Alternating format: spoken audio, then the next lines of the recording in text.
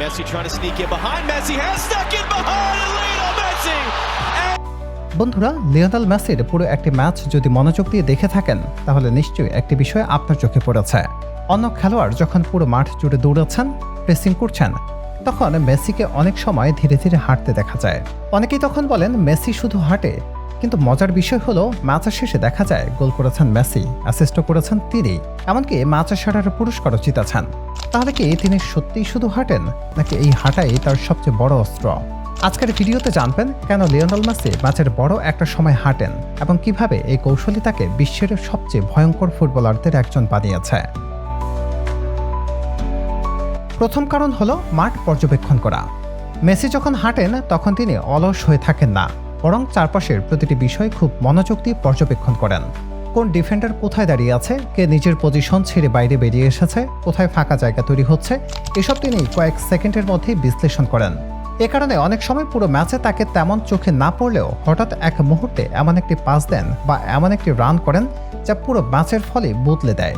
অনেক গবেষণায় দেখা গেছে মেসি ম্যাচ চলাকালীন বারবার চারপাশে তাকান। হঠাৎ বল পাওয়ার আগেই তিনি কয়েকবার মাথা ঘুরিয়ে দেখে নেন আশেপাশে কি হচ্ছে। ফুটবলে একে বলা হয় স্ক্যানিং। এই অভ্যাসের কারণেই বল পায়ে আসার আগেই তিনি জানেন পরের পাস কোথায় দেবেন, কোন দিকে ঘুরবেন কিংবা কখন ড্রিবল করবেন। তাই অন্যরা যেখানে সিদ্ধান্ত নিতে 1-2 সেকেন্ড সময় নেয়, মেসি সেখানে প্রায় মুহূর্তের মধ্যেই সঠিক সিদ্ধান্ত নিয়ে ফেলেন। দ্বিতীয় কারণ হলো শক্তি সংরক্ষণ করা। একটি ফুটবল ম্যাচ চলে 90 মিনিট বা তারও বেশি সময়। শুরু থেকেই যদি একজন খেলোয়াড় অপ্রয়োজনীয়ভাবে দৌড়াতে থাকেন, তাহলে ম্যাচের শেষের দিকে তার গতি, মনোযোগ এবং সিদ্ধান্ত নেওয়ার ক্ষমতা কমে যেতে পারে। মেসি খুব ভালোভাবেই জানেন কখন দৌড়াতে হবে আর কখন নিজেকে বাঁচিয়ে রাখতে হবে।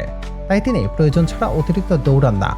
ফলে ম্যাচের সবচেয়ে গুরুত্বপূর্ণ মুহূর্তে তার শরীর থাকে পর্যাপ্ত শক্তি, আর তখনই তিনি ম্যাচের পার্থক্য গড়ে দেন। অনেকেই ভাবেন বেশি দৌড়ানোই ভালো খেলোয়াড় হওয়া যায়, কিন্তু আধুনিক ফুটবলে শুধু বেশি দৌড়ানোই সবকিছু নয়। কখন দৌড়াতে হবে, কোথায় দৌড়াতে হবে এবং কোন মুহূর্তে নিজের শক্তি বাঁচিয়ে রাখতে হবে, এসব একজন বিশ্বমানের খেলোয়াড়ের গুরুত্বপূর্ণ গুণ। মেসি ঠিক এ কারণেই পুরো ম্যাচে একই গতিতে খেলেন না। তিনি অপেক্ষা করেন সেই মুহূর্তটির জন্য, যখন একটি দৌড়ে ম্যাচের ভাগ্য বদলে দিতে পারে। তৃতীয় কারণ হলো ডিফেন্ডারদের বিভ্রান্ত করা। যখন একজন ডিফেন্ডার দেখেন মেসি শুধু হাঁটছেন, তখন অনেক সময় তার মনোযোগ কিছুটা কমে যায়, কিন্তু ঠিক সেই মুহূর্তেই মেসি হঠাৎ গতির বিস্ফোরণ ঘটান। মাত্র কয়েক সেকেন্ডের মধ্যে তিনি এমন জায়গায় পৌঁছে যান যেখানে ডিফেন্ডাররা আর তাকে আটকাতে পারে না। মেসির অসংখ্য বিখ্যাত গোল এবং অ্যাসিস্টের আগে এই দৃশ্য দেখা গেছে।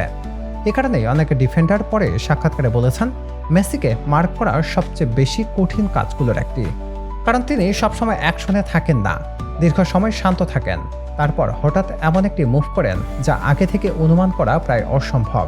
আর একজন ডিফেন্ডার মাত্র 1 সেকেন্ডের জন্য ভুল করলেই মেসি সেই সুযোগ কাজে লাগাতে দেরি করেন না।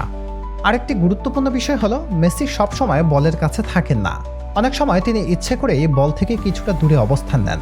এতে প্রতিপক্ষের ডিফেন্ডাররা নিজেদের অবস্থান বদলাতে বাধ্য হয়, আর সেই ছোট্ট ভুলের সুযোগই কাজে লাগান মেসি।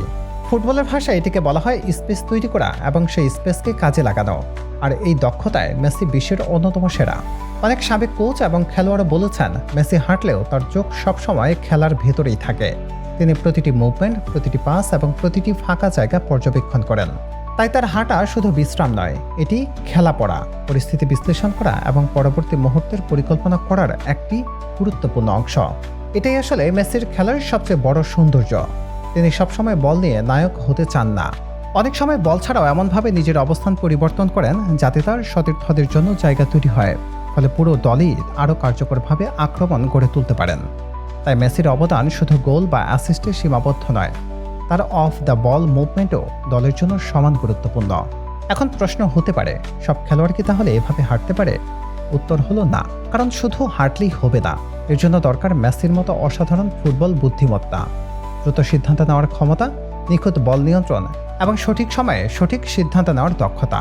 তাই মেসির হাঁটা নকল করা সহজ, কিন্তু তার মতো ফল পাওয়া প্রায় অসম্ভব।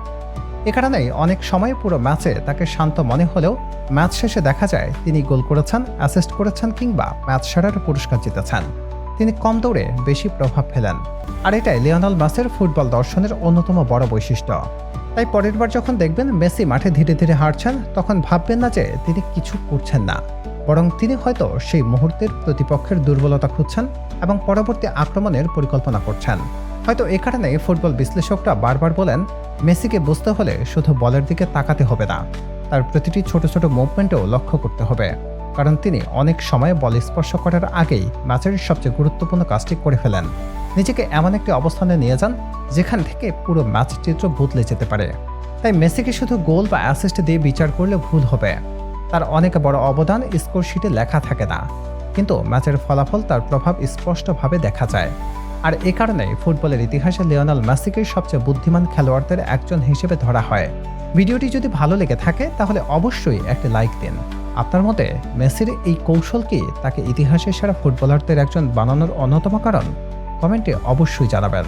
আর এমন আরও ফুটবল বিশ্লেষণ পেতে ভয়েস অফ ফুটবল চ্যানেলটি সাবস্ক্রাইব করতে ভুলবেন না। ধন্যবাদ। দেখা হবে পরবর্তী ভিডিওতে।